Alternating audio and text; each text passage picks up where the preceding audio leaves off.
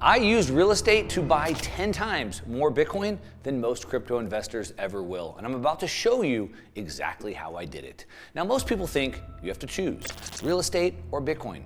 But what if I told you that's the biggest wealth building mistake that you could possibly make? There's actually a way to use real estate as a Bitcoin accelerator that most investors have never even heard of. We're talking about the difference between buying Bitcoin with leftover income versus having an endless money machine that feeds your Bitcoin stack every single month. One path keeps you broke, the other builds generational wealth. Now, I've flipped over 100 properties. I've built over $20 million in real estate projects. I've owned over 200 rental units. And today, I've sold all my rentals for Bitcoin. I'm a partner at a leading Bitcoin venture fund, and I'm all in. But I still own an 8-figure real estate portfolio. And here's why. All right, the old raging debate, Bitcoin versus real estate, and it's completely wrong. It's the wrong question to ask. That's why 99% of people get it wrong, but not you. We're gonna fix that for you right now. Okay, so there's sort of a few different ways to look at this. Now, I ran a poll on Twitter, not a poll, but I just asked the question, what do you think about Bitcoin versus real estate and the debate? What is misunderstood? I said I'm going to make a YouTube video. I want to break this down, and I asked people to, give me what their number one point that you think is crucial from either a Bitcoin perspective or a real estate perspective. And I grabbed all of these comments. I think we had, over 100 comments. I threw it all into ChatGPT, and we kind of summarized it, and I kind of broke it down into 3 different types of people here. Okay, number one, we sort of have like the hardcore Bitcoiner. The hardcore Bitcoiner basically says that it all has to do with easy financing and leverage. Every Bitcoin versus real estate debate I've seen acts as if they're purchased in the same way with cash. Well, that's actually pretty insightful because they're not purchased the same way. That's interesting. We're going to break that down.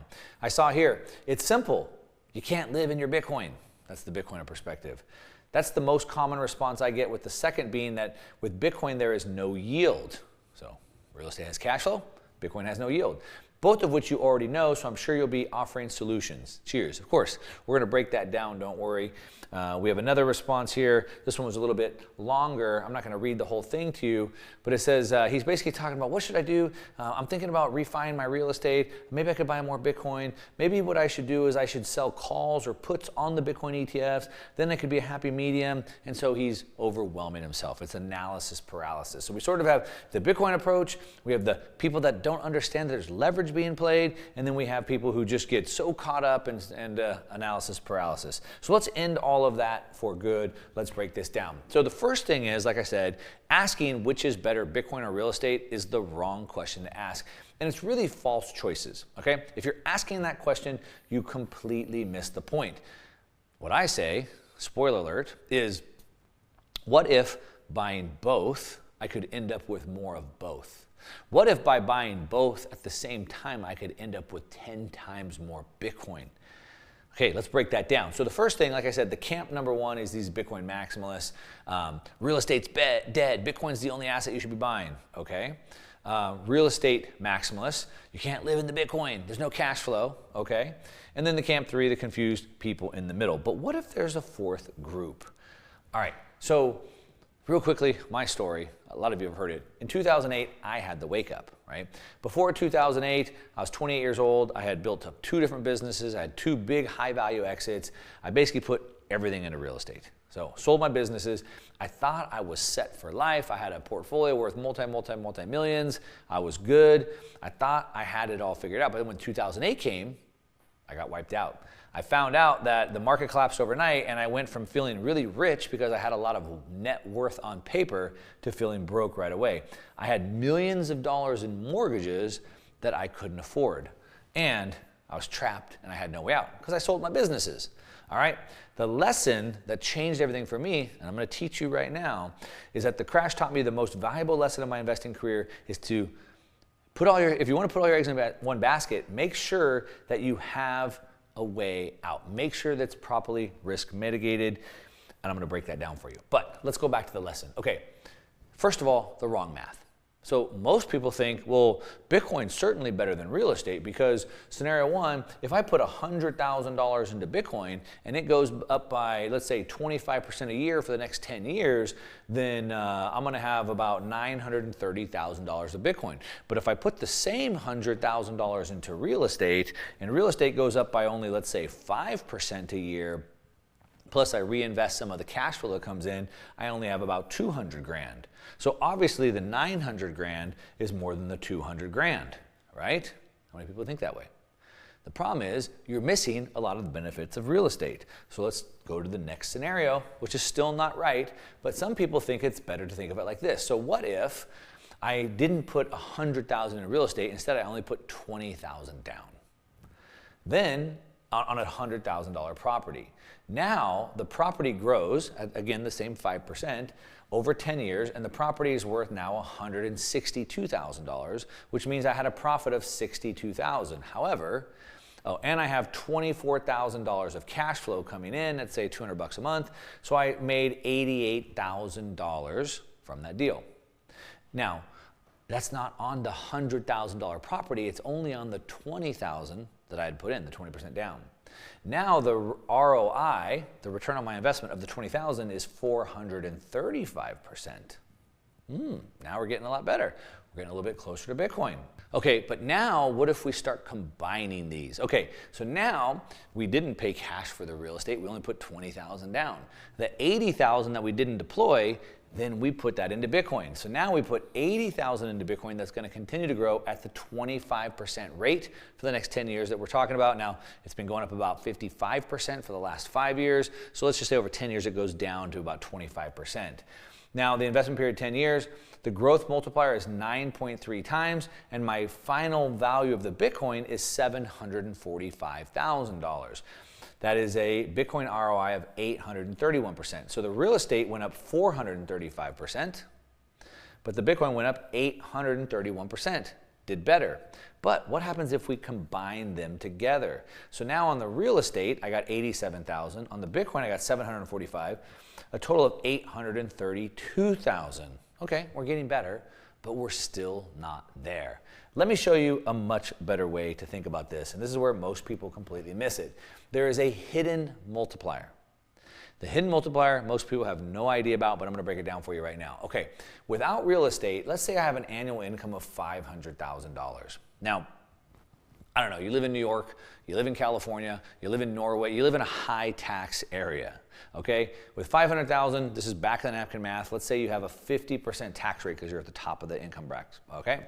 So 50% goes to taxes, that means you're gonna pay 250 grand, or your after-tax income is $250,000.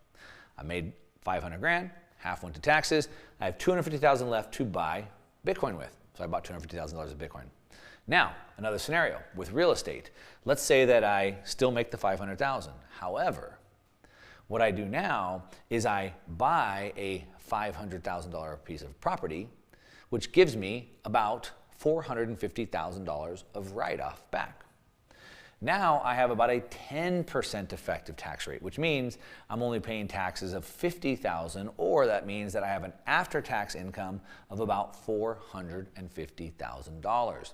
Now, how do we do that? Well, real estate has a lot of advantages that most people don't understand. Like number one, obviously the leverage. I can control a $500,000 asset for 10% down, 20% down, something like that. Number two, someone else can pay off the property for me and I can still get cash flow. Number three, because I can get long-term debt, inflation destroys that debt for me.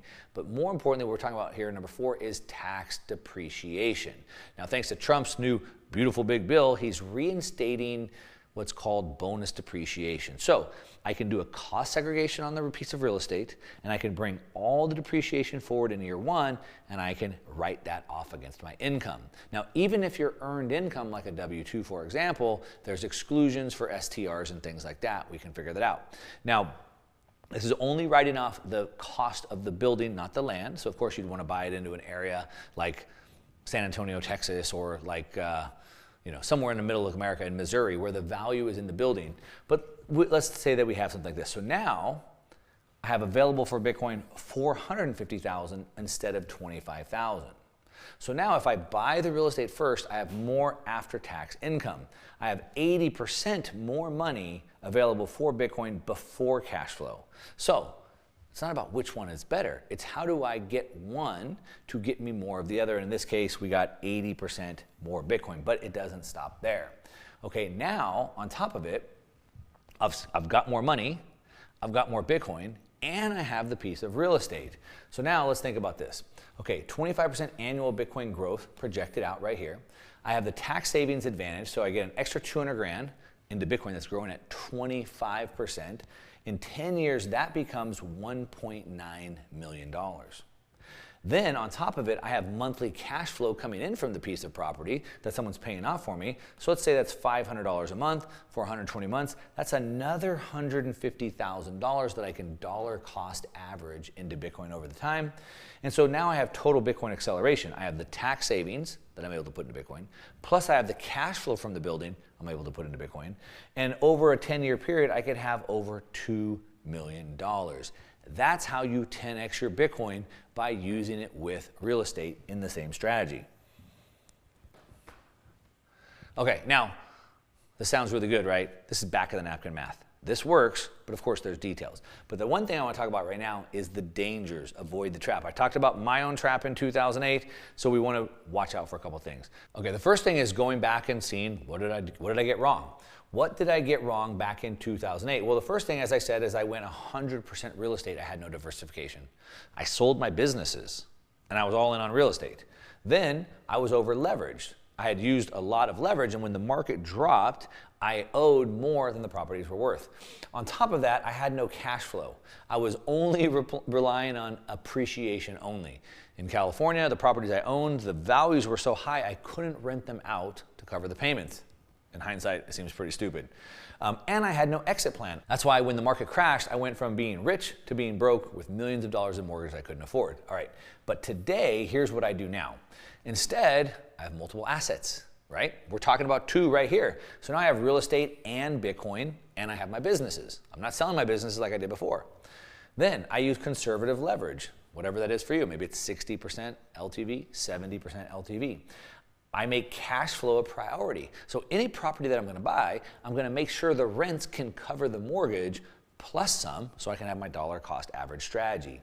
And then I have an extra strategy. I can always plan to deleverage because I have multiple assets. Because I bought the real estate and I bought the Bitcoin. So even if the property values came down, even if the rents didn't cover for some reason, if a renter moved out or something like that, I have the Bitcoin. I can sell some of the Bitcoin. I could borrow against some of the Bitcoin to cover that asset while I need it. All right. Now, whatever the conservative LTV is for you, think about that. But cash flow first is always going to be the big piece. The diversification is going to be big, not like Ray Dalio talks about it, but I have Bitcoin, I have my real estate, and I have my businesses. Okay. Now, there's 3 phases for you to do the same thing. Here's what you're going to do. The first phase is you're going to build the foundation. This is going to take you the first couple of months. Maybe for the first 6 months, you're going to work on this. Number 1, you need to start building some cash flow. You should have some income because this works if you can write that off, write the income off. So you have some income coming in. Whatever you're planning to put it towards taxes, maybe you could start to sort of put that away in a savings account. Number 2, identify how much you could potentially save. If I buy this property in Texas or this property in Kansas or Missouri, how much will it cost? If I cost segregate, how much can I write off? Now you're starting to make a plan. Number 3, I need to find the property market. Remember, again, you only write off the home. So like a beachfront home in California, most of the land, the value is in the land. That's not going to work real well for you. So I want to buy something where most of the value is in the property. So in phase 1, get the cash, identify my savings, and find the property markets. Phase number 2, implementation. This is months 6 to 18. Now, I got to get the property. I got to acquire the piece of real estate. I need to deploy the savings. So I'm buying the piece of property. The money that now I'm being able to write off on my taxes instead of sending to the government, I can deploy that into Bitcoin instead. Then on top of it, as that rental property is bringing cash flow in every month, that is now dollar cost averaging into Bitcoin. Phase 3, this is the fun part. This is the scaling part. This probably happens in 18 months or 2 years down the road. What we do, we can refinance the property. We can pull some cash back out of the property. What do we do with that? Well, we can take that equity which is debt, it's non-taxable, and we can buy more real estate. When I buy more real estate, I write off more of my earned income, which means I have even more money back that I didn't send to the government, and I can buy even more Bitcoin. And now I have 2 rental properties, dollar cost averaging into Bitcoin for me at the same time. And this becomes a flywheel. Each phase builds more momentum. Of course, you start with one property, you get it going, and then you roll to the next and the next and the next. Okay, now here's some common objections. I can already hear them coming in. Go ahead and drop them in the comments down below. I'll read them, try to reply to as many as I can. Objection number 1, again, you can't live in Bitcoin. Of course not. But you can leverage Bitcoin to buy things that you want, like a place to live, right? Objection number 2, Bitcoin has no cash flow. True, but we can harvest cash flow through it by leveraging it with debt. I've talked about this extensively. I'll put a link to a video down here I call the 5-year retirement with Bitcoin. So we can get cash flow from Bitcoin. But again, gold doesn't have that either. That's why we use real estate and Bitcoin together. It's a great pairing. Of course, objection number 3, it's too complicated. Yeah, it's complicated if you try to do it all at once, which is why I've broken it down in 3 phases so you can sort of grow into it. All right, now the master key here is combining both of these together. All right, what we're doing is not about either or, it's about using both together, getting $1 to do multiple jobs. So we want to use real estate. It's the foundation and it's the cash flow. It gives us the leverage that we need through the loans. I gave you all those benefits, right? So I get the leverage, I get the inflation destroyed debt, I get the cash flow from it, I get the tax efficiency. That's the big one. Then I put that money to get more Bitcoin because Bitcoin is going up so fast. It's appreciating way more than real estate is. I have exponential returns. I get massive liquidity from the Bitcoin. And then I can put that back into real estate to write off more income. I take the income that I keep from taxes and I buy more Bitcoin and it becomes a big cycle. Now in this, together, the sum is greater than the parts. Real estate on its own, Bitcoin on its own, well, Bitcoin on its own is great. Just do that. But if you combine them together, they become even more powerful. That's how I was able to 10x my Bitcoin by combining them. All right, the challenge for you is to get this deployed. So what are you gonna do? Stop thinking like everybody else. Life is not linear. It's not black or white. It's not one or the other. It's both. It's not real estate or Bitcoin. It's how do I use them both together? Because remember, the wealthy don't work harder than you. They just use money differently. I like to say the reason why you have to work so hard is because your money doesn't. So what you want is your money doing more than one job. It should be doing 2 jobs, 3 jobs, 5 jobs. If you'd like, I have a wealth engine assessment. It can show you how many jobs your money is doing and how you can get it doing more than one job as quickly as possible. It's a free assessment. I'll link to it down below if you want to go through that, just so you can start to plan out what your next steps are if you want to get ahead. All right, and if you want to learn more about investing in layers and how this works, you should probably watch this video right here, and I hope to see you over there.